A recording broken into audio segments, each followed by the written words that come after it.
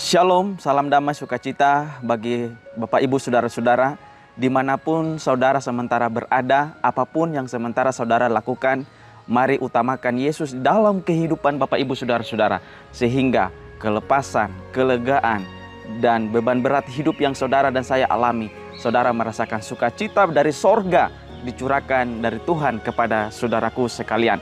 Bersama saya, Pendeta Muda Endi Kalwela dalam program Sahabat Sermon Program Heavenly Light Ministry, Like the World, Serving the Lord. Bapak Ibu Saudara-saudaraku yang kekasih dalam Tuhan kita Yesus Kristus, sebelum kita akan mendengarkan bejangan roti hidup yang asal sumbernya dari Yesus Kristus, mari kita satu di dalam doa, kita berdoa. Bapa kami di sorga, Allah yang kami sembah siang dan malam, Allah yang kami panggil di dalam Yesus Kristus, yang senantiasa menolong dan memperbarui hidup kami, yang selalu senantiasa mendampingi kami di dalam susah, senang, duka yang kami rasakan setiap saat dan setiap waktu. Kehidupan kami yang utama adalah mendengarkan akan pekabaran firman Tuhan, dikenyangkan, dipuaskan dari dahaga kami, yaitu firman Tuhan yang selalu bersama-sama dengan kami. Oh Tuhan kami di sorga, kecurahan Roh Kuduslah kami butuhkan saat ini, agar firman Tuhan menjadi kekuatan, motivasi dari Alkitab, dari Yesus, memberikan kekuatan bagi seluruh umat-umat Tuhan dalam menghadapi setiap problema masalah hidup, badai-badai dalam rumah tangga kami masing-masing. Terima kasih banyak Bapa, bersabdalah, berfirmanlah, karena kami sebagai anak-anak Tuhan sudah siap dan rindu mendengarkan firman-Mu. Di dalam nama Tuhan Yesus Kristus kami berdoa dan mengucap syukur. Haleluya, haleluya, amin. Saudara-saudaraku yang kekasih dalam Tuhan kita Yesus Kristus, ketika ada sesuatu yang enak yang kita dapatkan dari Tuhan, atau kita mendapatkan berita yang baik, atau kita mendapatkan sukacita besar baik dari orang lain maupun dari Tuhan, atau berkat dicurahkan dari Tuhan kepada kita semua, ada dua kata yang sering Bapak Ibu keluarkan, yaitu apa? Puji Tuhan. Ketika saudara diselamatkan dari bencana, saudara mengatakan puji Tuhan. Ketika saudara mendapatkan uang atau mendapatkan makanan, pakaian, rumah, mobil dan sebagainya, saudara tidak pernah melupakan untuk menyebutkan puji Tuhan. Kenapa saudara dan saya menyebutkan puji Tuhan? Itu adalah ungkapan kegembiraan daripada saudara yang saudara sampaikan, saudara naikkan, saudara menghormati Tuhan, sehingga saudara membalasnya dengan mengatakan puji Tuhan. Namun pada sore hari, pada saat ini, apakah dalam hidup kita, di saat masalah menimpa kita, kesusahan menimpa kita, penderitaan menimpa dengan hidup kita, saudara dan saya masih mengatakan puji Tuhan? Ini menjadi pertanyaan besar bagi saudara-saudara dan saya yang sementara menyaksikan. Karena kebanyakan rumah tangga Kristen, kebanyakan keluarga umat-umat Tuhan hanya berfokus kepada yang namanya puji Tuhan, puji Tuhan, puji Tuhan. Tetapi hari ini saya bertanya, apakah saat saudara menderita, saudara masih mengatakan puji Tuhan, puji Tuhan, puji Tuhan? Mari kita belajar dari salah satu tokoh Alkitab yang paling terkenal di dalam Alkitab, yang dituliskan oleh Musa, di mana Musa mendengar akan kesetiaannya di dalam penderitaannya. Waktu senang dia terus mengatakan puji Tuhan, dan di waktu susah dia juga mengatakan puji Tuhan. Siapakah dia? Dia adalah Ayub, salah satu tokoh Alkitab yang sangat populer di dalam kehidupan iman rohaninya. Saya percaya bahwa di dunia ini ada banyak orang yang sudah mengetahui dan belajar dan banyak kali mengkhotbahkan tentang kisah Ayub ini. Namun saudara-saudara, tidak salah juga jika saya secara pribadi membagikan sedikit berkat Tuhan melalui pengalaman hidup, nasib yang dialami secara nyata, yang dimana Tuhan mengizinkan si iblis untuk menggodai, untuk menguji iman daripada Ayub. Apakah dalam susah dia mengatakan puji Tuhan? Informasi Alkitab dalam buku Ayub pasalnya yang pertama, Ayub 1 ayatnya yang kedua mengatakan bahwa dia adalah orang yang saleh, dia adalah orang yang jujur, Dia adalah orang yang takut akan Allah dan menjauhi kejahatan. Ini kriteria-kriteria yang dimiliki oleh Ayub saat dalam menjalani hidupnya. Bahkan ketika anak-anaknya berbuat dosa, bapaknya atau si Ayub tidak lupa untuk memohon pengampunan dari Tuhan terhadap anak-anaknya. Saudaraku yang kekasih dalam Tuhan kita Yesus Kristus, kesenangan yang dia miliki tidak begitu bertahan lama. Terjadilah satu ketika di mana dia diizinkan untuk dicobai. Segala kekayaannya habis. Anak-anaknya pun juga habis dimusnahkan. Hanya tinggal dia bersama sahabatnya dan istrinya. Saat istrinya memohon agar sang Ayub menyumpahkan atau untuk membujuk suaminya untuk mengutuk Tuhan, apa perkataannya?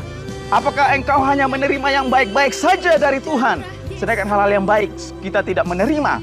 Saudaraku, ini adalah indikasi mengingatkan kepada saudara dan saya dalam setiap problema kehidupan umat-umat Tuhan. Jangan pernah lupa mengatakan puji Tuhan, baik dalam senang dan baik dalam susah. Ingat, suasana baik jangan pernah membuat kita terlena atau membuat kita jauh daripada Tuhan. Suasana buruk jangan juga membuat kita terlena dan membuat kita jauh dari Tuhan. Saudaraku, kenapa kita harus terus mengucapkan puji Tuhan atau terus mengatakan bersyukur?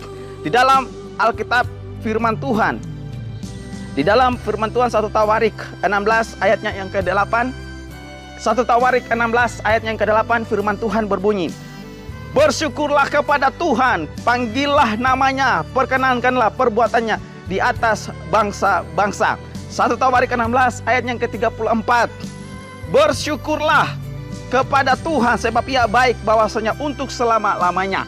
Jadi saudara-saudaraku, bahwasanya kasih, kesetiaan, kemurahan Tuhan terjadi bagi umat manusia, tidak pernah ada berhenti, tidak ada henti akan kasih dan pertolongannya bagi saudara-saudaraku sekalian. Walaupun di setiap badai, suka duka, suasana yang terjadi dengan umat-umat Tuhan, ada kecemasan, ada kebimbangan, ada ketakutan, ada keraguan dan sebagainya, saudaraku tetaplah mengatakan puji Tuhan, tetaplah mengatakan puji Tuhan, menghormati Tuhan dan menghargai akan setiap pemberiannya. Ingat, Tuhan tidak pernah memberikan pencobaan kepada kita, tetapi Dia menguji akan iman kesetiaan kita. Karena pencobaan-pencobaan yang kamu miliki tidak akan melebihi batas kemampuanmu, dan Tuhan tahu atas kemampuanmu, dan Dia tahu juga sampai mana kamu bisa mampu bertahan dalam menghadapi situasi. Saudaraku yang kekasih dalam Tuhan kita Yesus Kristus, kita kembali kepada Ayub ini. Kita kembali kepada Ayub. Saat sahabat-sahabatnya mempersalahkan dia, seakan-akan mereka membuat dia bahwa dia salah dengan keadaan yang dia alami. Tetapi pada Ayub pasalnya yang terakhir, kehidupan Ayub dipulihkan oleh sebab dia tetap mempertahankan puji Tuhan itu di saat susah dan di saat senang. Alhasilnya apa saudara-saudara? Tuhan melipat gandakan setiap berkat kepadanya. Hanya anak yang pertama yang 10 dan mereka pas menikmati lalu berkat 10 anak ditambah diberikan lagi seperti yang semula. Jadi saudaraku sekalian, umat-umat Tuhan, dimanapun saudara berada, hari ini kita diingatkan bahwa hidup susah senang, sengsara, kita tidak pernah putus dengan mengatakan puji Tuhan. Di saat doa tidak terjawab, katakan puji Tuhan. Di saat doa terjawab, katakan puji Tuhan. Karena kita tahu bahwa Tuhan menjawab bukan sesuai dengan keinginan kita, tetapi Tuhan menjawab sesuai dengan keperluan kita. Makanya saat Dia menjawab ya atau tidak atau tunggu, umat-umat Tuhan tetap berseru puji Tuhan, puji Tuhan. Kiranya saudara dan saya dapat dikuatkan menjadi pelajaran penting yang berharga. Ambil satu motivasi besar daripada Ayub ini, cerita Ayub ini, agar menjadi satu kekuatan dalam hidup saudara. Saat saudara menghadapi masalah di dalam rumah tangga, ekonomi saudara goncang-ganjing, saudara tempatkanlah hidupmu seperti Ayub, dalam penderitaan, di dalam kesenangan, dia tetap bersandar dan berseru kepada Tuhan dan terus mengatakan puji Tuhan. Saudaraku, saya yakini dan percaya ketika orang yang memiliki kriteria seperti Ayub, yaitu yang pertama dikatakan sini adalah orang yang saleh. Orang yang saleh. Yang kedua adalah orang yang jujur.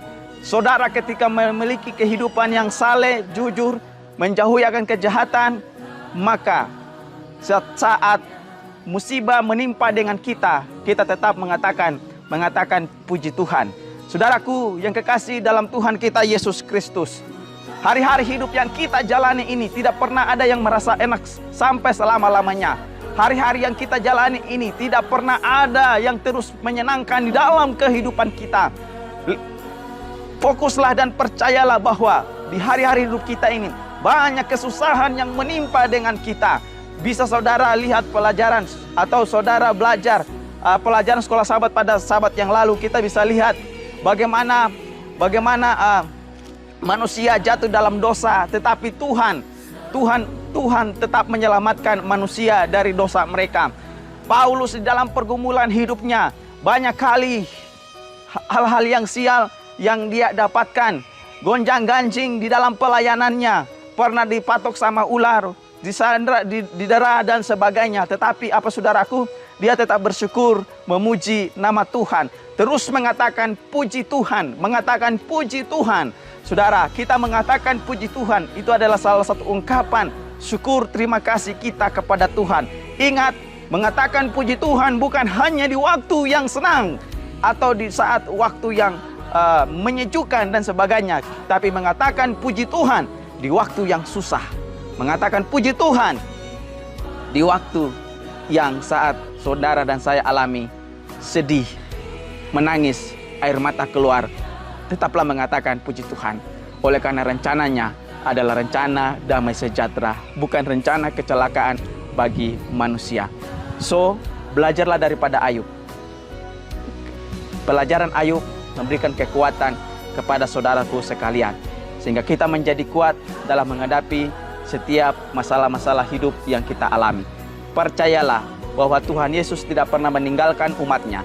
Percayalah bahwa Tuhan Yesus tidak pernah menutup mata melihat saudara dan saya yang sementara menangis, sementara menggunakan kedua lutut untuk bertelut dan berdoa, memohon rahmat Tuhan terjadi dalam kehidupan kita. Percayalah bahwa 2 Korintus 1 ayat yang ke-20 mengatakan, sebab janji Tuhan adalah ya, dan oleh sebab itu kita mengatakan amin.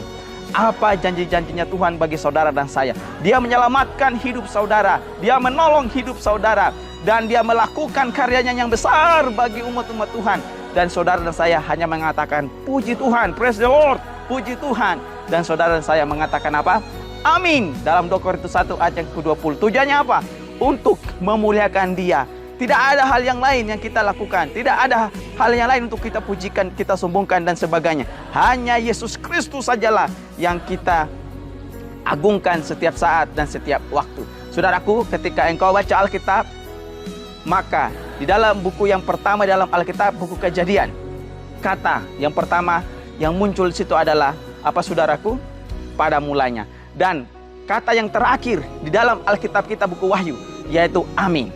Ini mengindikasikan, mengajarkan kepada kita bahwa di dalam hidup kita ini, untuk menjalani segala sesuatunya, pada mulanya kita mulai beraktivitas dan melakukan segala sesuatu, saudara dan saya fokus hanya pada Tuhan. Kita harus sandarkan hidup kita kepada Tuhan.